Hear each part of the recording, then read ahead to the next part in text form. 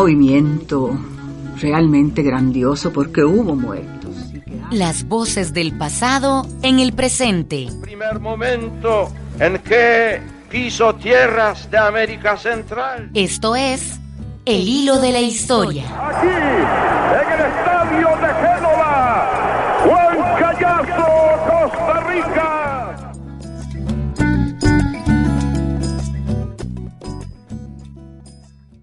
Bienvenidos y bienvenidas a otro episodio del Hilo de la Historia. Este es el podcast sobre historia del Centro de Investigaciones Históricas de América Central y de 101.5 Costa Rica Radio. Esta noche mi compañera Seidy Salas no nos acompañará en esta conversación, pero agradecemos el trabajo que realiza detrás de los micrófonos en la edición de este podcast. Hoy queremos hablar de un tema que nos acompaña desde el principio del año de manera mediática, pero no se trata necesariamente del coronavirus ni de las pandemias, sino se trata de otro tema en su versión mucho más general. Hoy queremos hablar de la historia de las enfermedades, porque sí, las enfermedades tienen un pasado que nos acompaña desde siempre y que no es la primera vez que modifica nuestras vidas cotidianas. Las formas de comunicarnos y de socializar, pero además la forma de cambiar nuestros hábitos más esenciales. Lo cierto es que las enfermedades también contribuyen al mejoramiento y al avance de políticas públicas, además al fortalecimiento de sistemas de salud, tal y como lo hemos visto en algunos casos durante la pandemia actual. Para hablar de estos temas y que son de tanta actualidad, hoy tenemos a un invitado especial en nuestro estudio virtual. Se trata del doctor Juan Pablo Zavala. Buenas noches, Juan Pablo. Buenas noches. Muchas gracias por acompañarnos.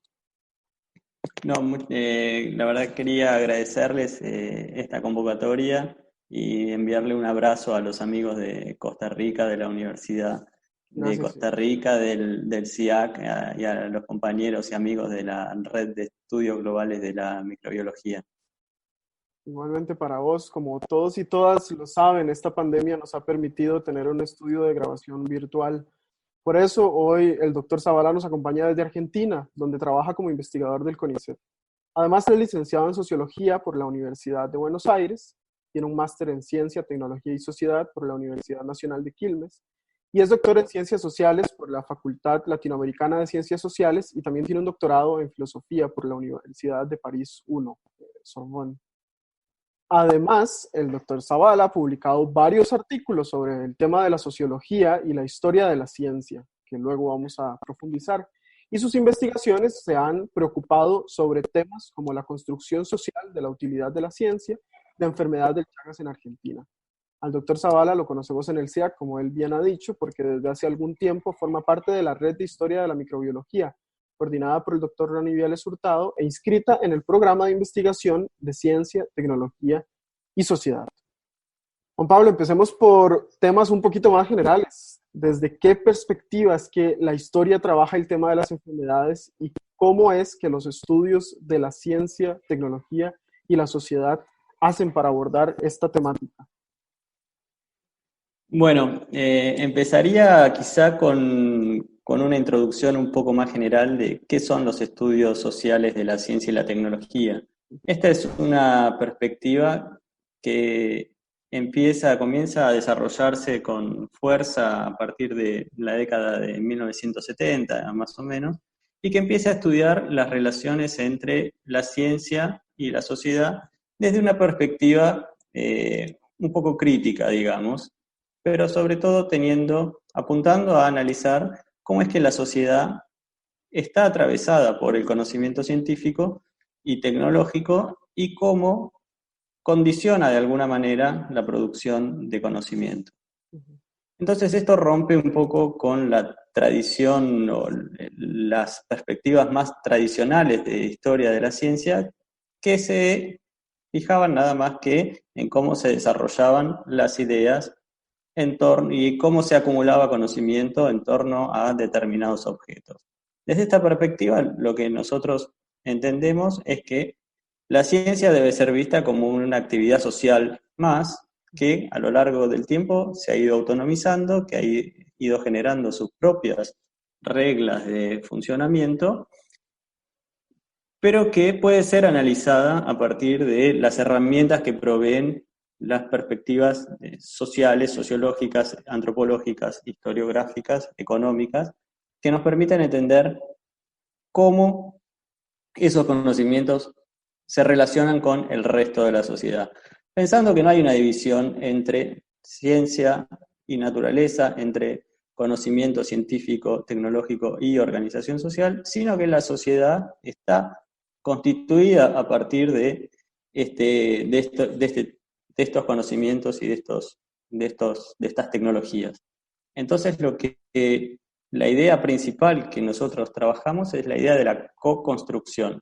La ciencia y la sociedad, la ciencia y la tecnología y la sociedad se van construyendo mutuamente a lo largo de la historia.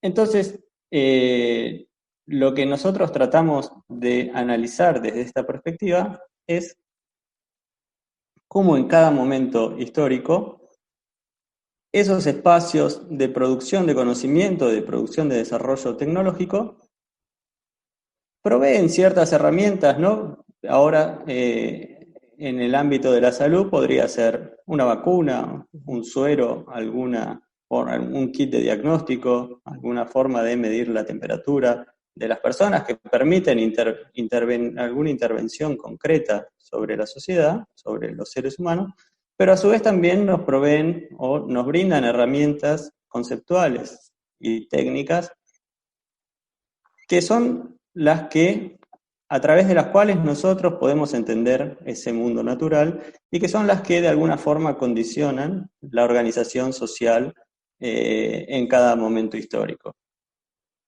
Entonces, un poco esa es la perspectiva de los estudios sociales de la ciencia y la tecnología. Fijarse de qué manera se desarrollan estos conocimientos científicos como una actividad social particular, pero en definitiva como una actividad social, y de qué manera esos conocimientos condicionan el resto del entramado social. En el caso de lo que estamos viviendo actualmente, es muy claro que una enfermedad, un virus, está alterando la organización social de todo el mundo, que es un evento muy particular, y tomamos como que aparece un objeto natural que de pronto modifica ese mundo social.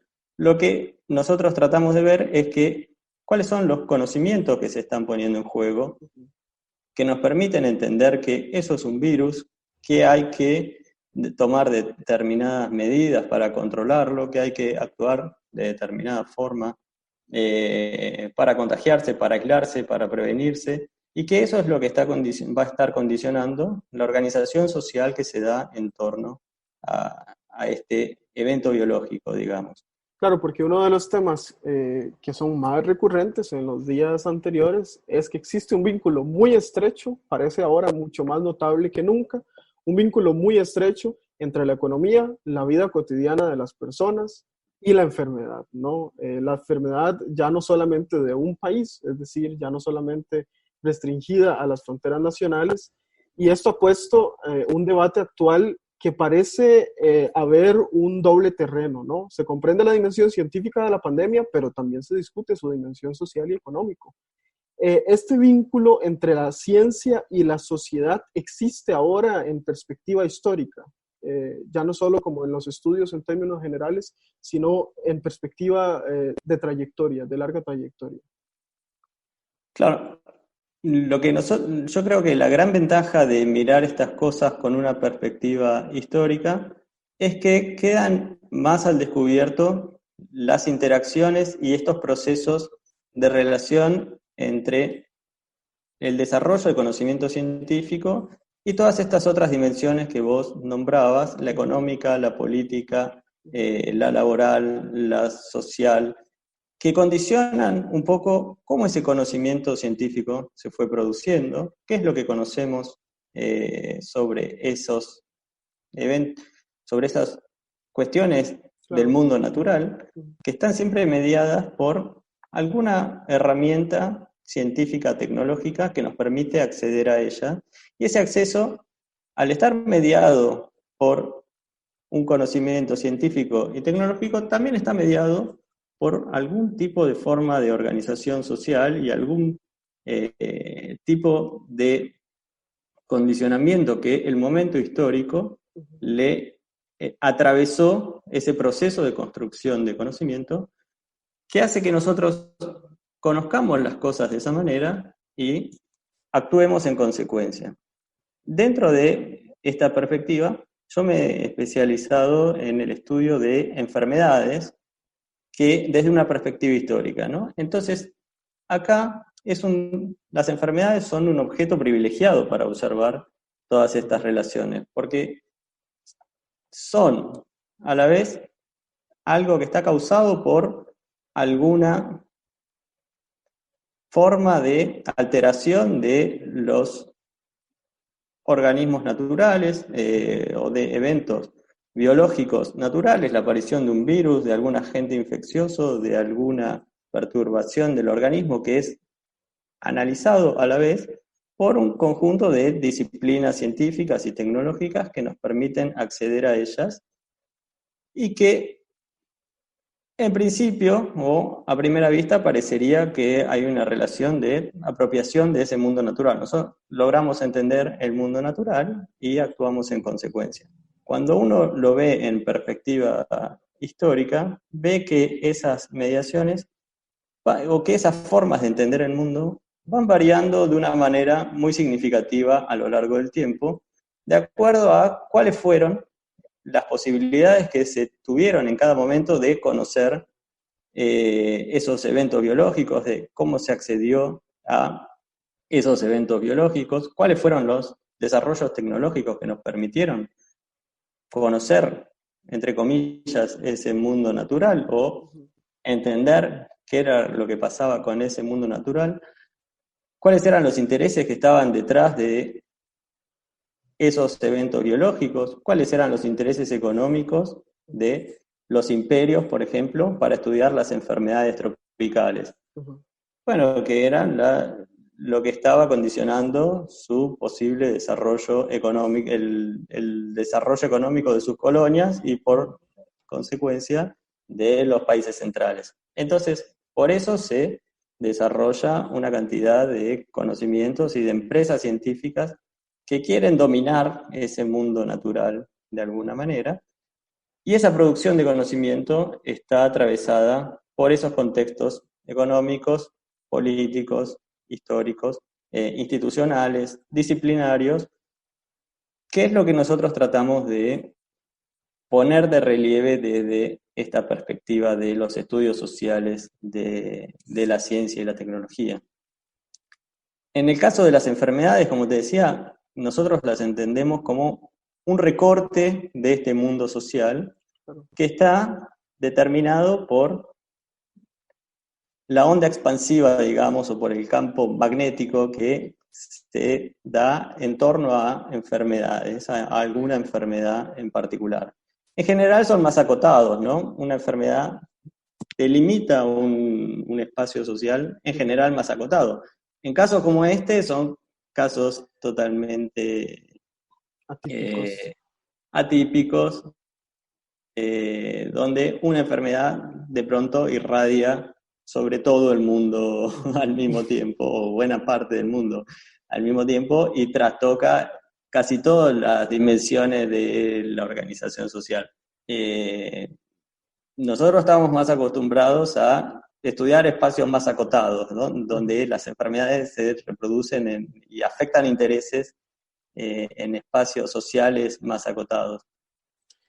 Estamos conversando con el doctor Juan Pablo Zavala. Vamos a una pausa y volvemos. El hilo se hilvana, se zurce, se enreda, se suelta y continúa, se teje y se hace trama. Vamos a una pausa y ya regresamos con El hilo de la historia.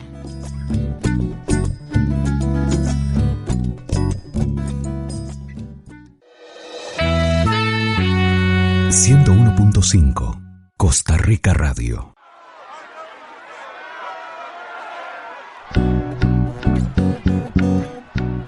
Todos somos hilos en la trama del tiempo. Estamos de regreso en El Hilo de la Historia. Por mucho tiempo.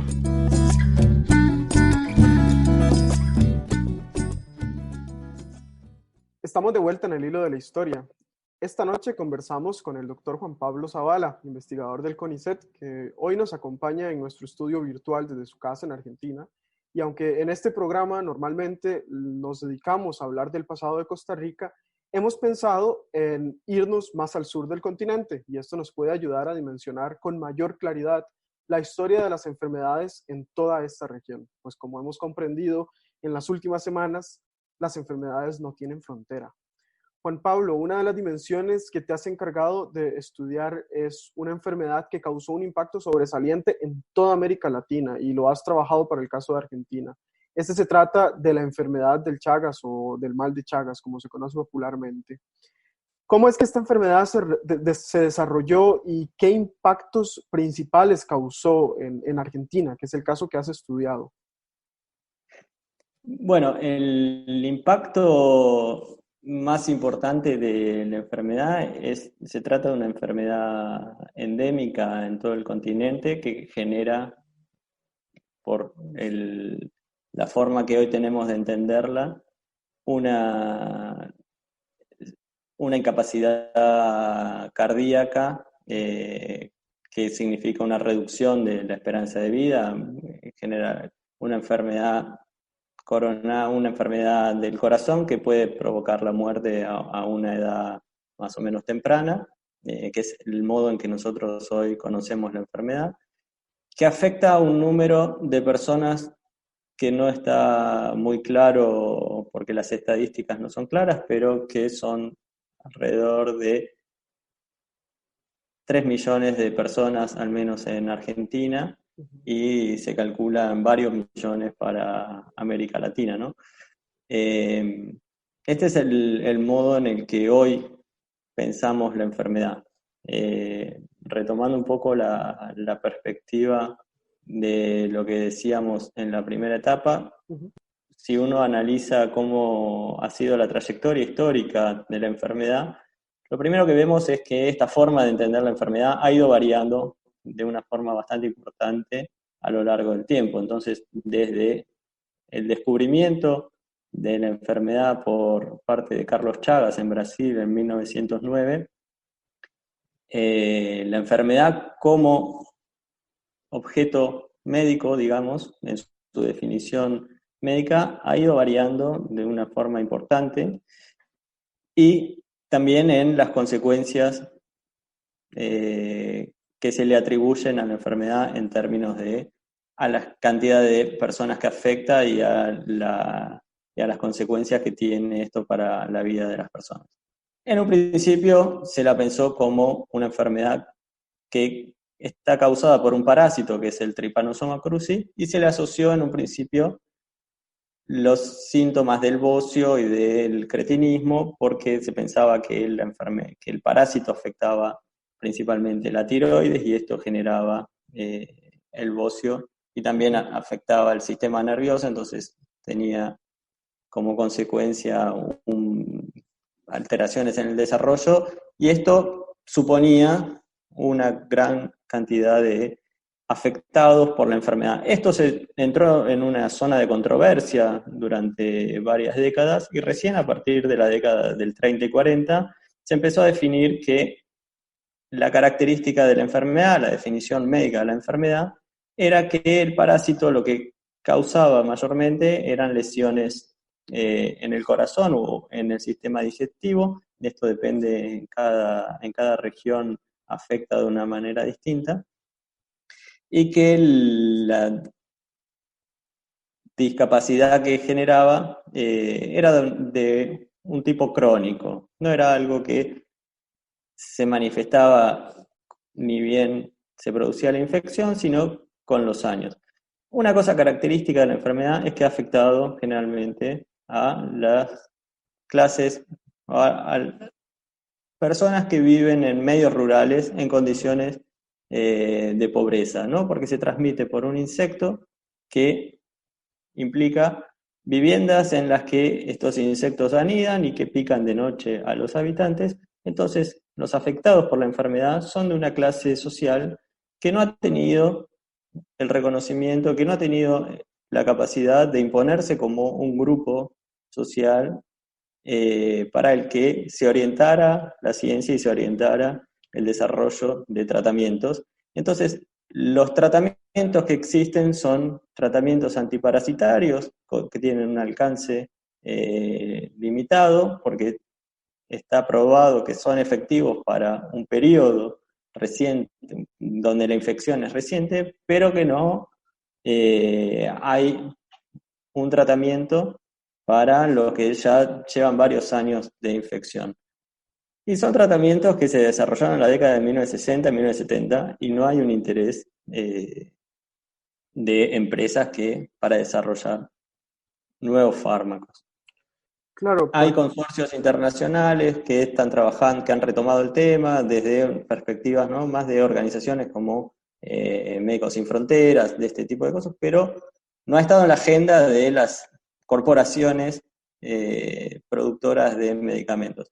Y esto ha llevado a esta situación. Van 110 años más de 110 años del descubrimiento de la enfermedad y todavía no hay tratamientos efectivos para la etapa crónica.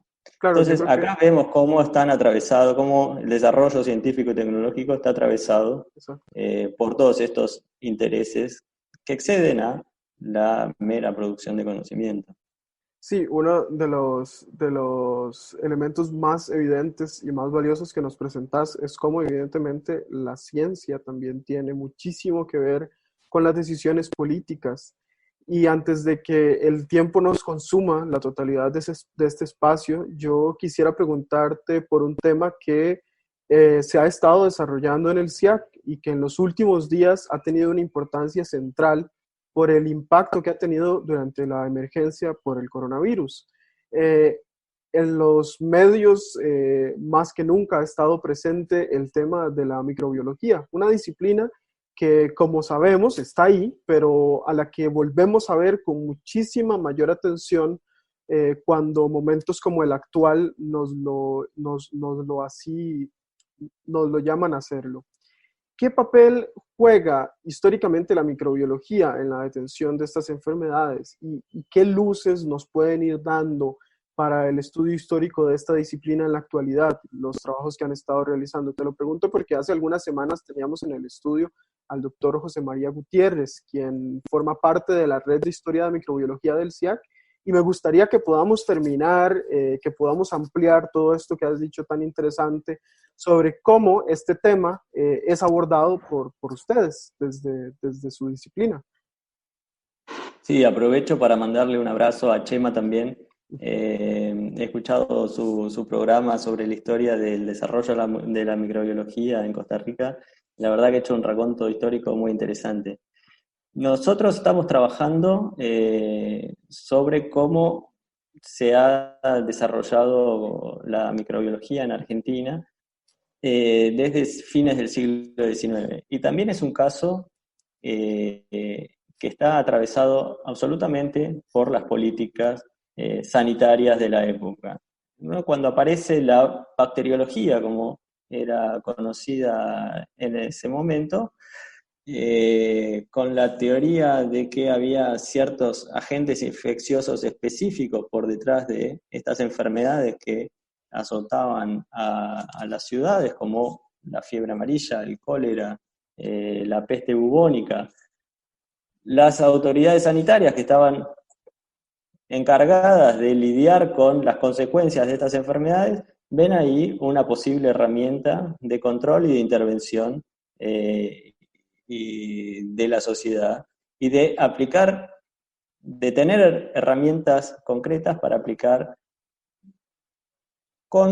en Argentina principalmente era para controlar el proceso inmigratorio que se estaba viviendo a fines del siglo XIX, donde miles de inmigrantes europeos llegaban a Buenos Aires y se desparramaban por todo el país y traían eventualmente cualquier tipo de enfermedades. Entonces, las autoridades sanitarias ven en la microbiología una herramienta para controlar y para intervenir sobre este proceso, y empiezan a darse estos desarrollos de instituciones que no solo en Argentina, sino en toda América Latina, en Brasil el Instituto Osvaldo Cruz y el Instituto Butantan, en Argentina el Instituto Bacteriológico, que es el que estamos estudiando nosotros, del Departamento Nacional de Higiene, pero también en Uruguay el Instituto de Higiene, en México el Instituto Bacteriológico, en Chile también,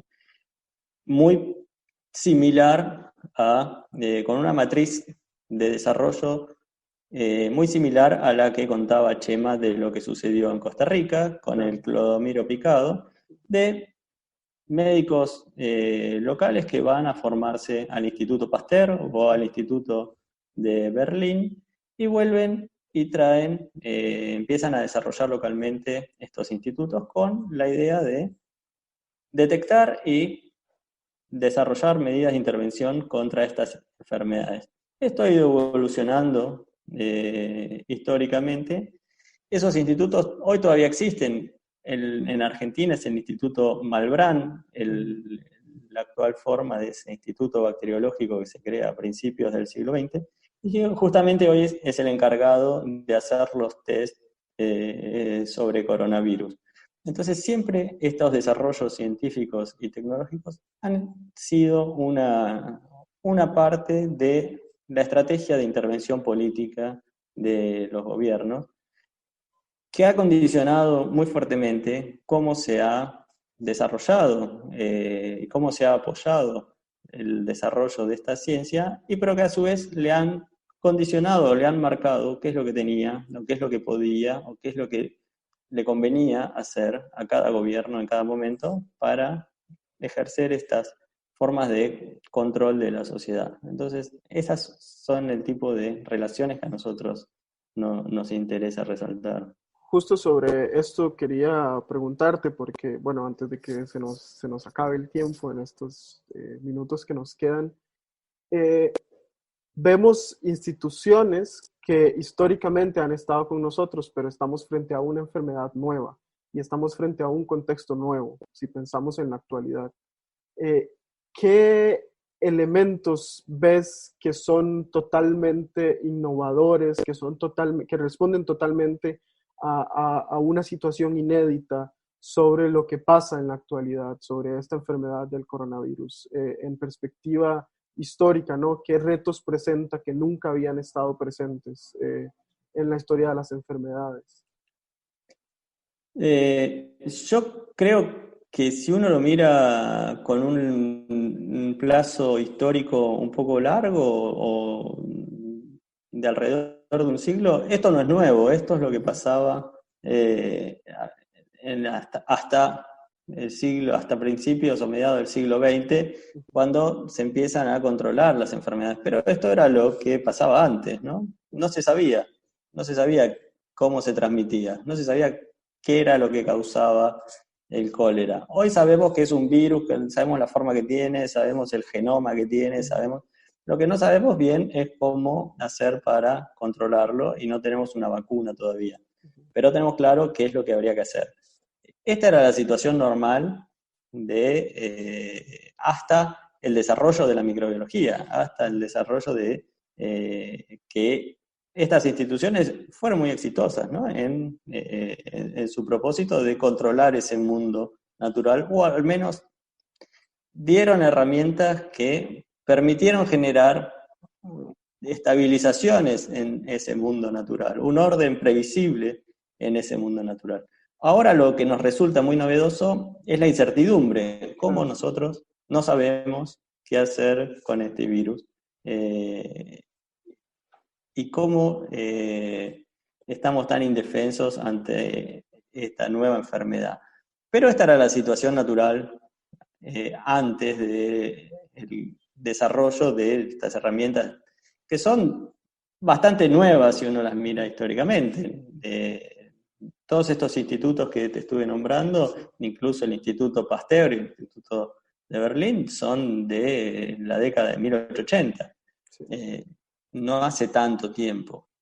Claro, además de la tremenda conexión geográfica que experimentamos en la actualidad, ¿no? La movilidad geográfica de las personas que ha sido un gran impacto para esta enfermedad. La movilidad y la información, Sí. y los flujos de información que hay, que es apabullante. Vamos a ver Entonces, qué hacen los historiadores y las historiadoras del futuro con tanta información. ahora se están creando las condiciones para años y años de estudios de estudios sociales de la ciencia y la tecnología. Yo creo que hacer proyecciones futuras todavía no tiene mucho sentido. Hay que ver cómo se estabilizan las cosas y después sí podremos analizar qué fue lo que el coronavirus modificó en la sociedad. O por lo menos es un poco el abordaje que nosotros trabajamos. Juan Pablo, te agradecemos mucho. Lastimosamente hemos llegado al fin de nuestro programa, pero antes de despedirnos, yo quisiera agradecerle a las personas que nos escuchan, que escuchan El Hilo de la Historia, que es el podcast de historia de Costa Rica, del Centro de Investigaciones Históricas de América Central y de 101.5 Costa Rica Radio. Te agradezco por tu tiempo. Bueno, muchas gracias a ustedes por la invitación y les mando nuevamente un abrazo a los compañeros allá en Costa Rica y un saludo a los oyentes del programa. Muchas gracias. Esperamos tenerte pronto de nuevo en Costa Rica cuando la situación se normalice. También le agradezco a mi compañera Seidy Salas por la edición de este episodio. Agradecemos por compartir este y otros episodios en sus redes sociales y les recordamos que pueden escucharnos en Spotify o en nuestra página web con tan solo buscarnos en su navegador como El Hilo de la Historia. Hasta la próxima.